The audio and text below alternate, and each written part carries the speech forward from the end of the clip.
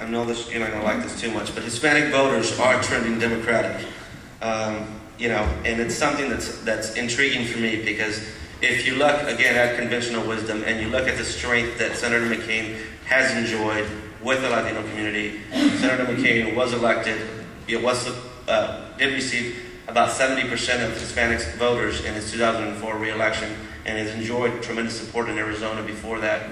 In this election cycle, that hasn't necessarily translated for him, and I think it's more a result of backlash against the GOP brand than it is against Senator McCain, but nonetheless, we are seeing that he is suffering from that. So if you look at, again, the 2008 primary contest, every Latino that's voted, they have a choice. You vote in a Republican contest, you vote in a Democratic contest, you can pick a candidate. 78% of all the Latinos who have voted have chosen a Democratic contest. Only 22% have chosen a Republican contest. This chart here will show you that it varies from state to state, but you have states, even like in the state of Texas, 88% of the Latinos that voted chose a Democratic candidate, only 12% chose a Republican candidate. Again, a very interesting piece of information. You have a state like Virginia, which is also a conservative, fairly state, where 81% of Hispanics who voted in the state of Virginia chose a Democratic candidate. Only 19% of Hispanics that voted in Virginia chose a Republican candidate. You do have some states, for instance, the state of Louisiana. The state of Louisiana, more Hispanics voted for a Republican candidate than voted for a Democratic candidate. So we did see some of those instances. The other state that I saw, which I don't like to count, is the state of Florida. More Hispanics voted for a Republican candidate in the state of Florida than a Democratic candidate. But the Democratic contest, they had some disputes, and they didn't sanction the Florida primary. Therefore, Democratic candidates didn't compete in that state. And yet, even within that, there was still an almost even split between where Hispanics chose to vote and which candidates to participate. So, let's look at where the race is now. We've concluded the primaries, and where are we? Okay.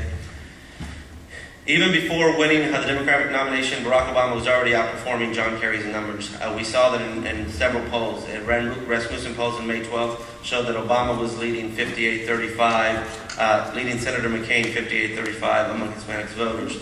In the June 5th poll released by Gallup, Obama was at 62-29. The poll that was released by MSNBC showed Hispanics leading for Senator Obama 68-28. We've seen a consistent trend stay around this. I believe that the Latino decision polls that you guys did also found pretty much a similar trend in the states that we have. So we've seen a consistent trend that stays that's leading around this number. This is one chart that Gallup put together, tracing from March all the way through the end of June. So this is as the end of June. They released this in the beginning of July. So you see where Hispanics have been voting versus Obama and McCain. So we've seen a fairly constant trend that's consistent, that stayed here. Not much has changed.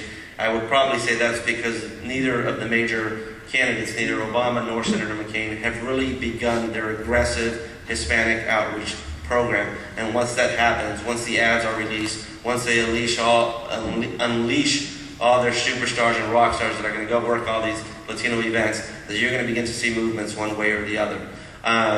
We know that Senator McCain has hired Leonel Sosa, who's a Hispanic guru who helped Governor Bush mastermind his Hispanic strategy and get record numbers of Hispanic support as a governor, and then increase his support as president during his re-election. So we know there's going to be incredible competition. Senator Obama has also been investing tons of resources in compiling an impressive team to do this. So it's going to be interesting to see how these trends change.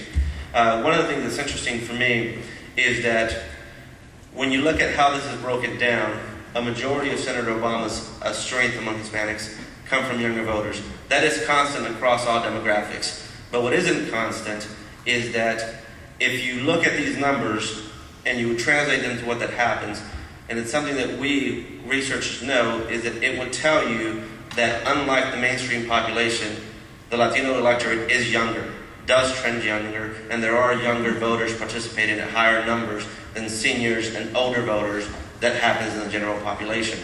So when you look at Obama's strength, many people may see this and say, yeah, but he's got a big problem because 65 and older Hispanics aren't supporting him, and that's a huge voting bloc. That's not necessarily true among Hispanics because we are a younger population. And so the younger voters, the under 50 vote, and even I would say the under 40 vote is going to play a huge impact in determining who Latinos support and how they influence elections. So, at that, I'm going to conclude my presentation. I'm sure you guys are going to have tons of questions when we're all done. Thank you.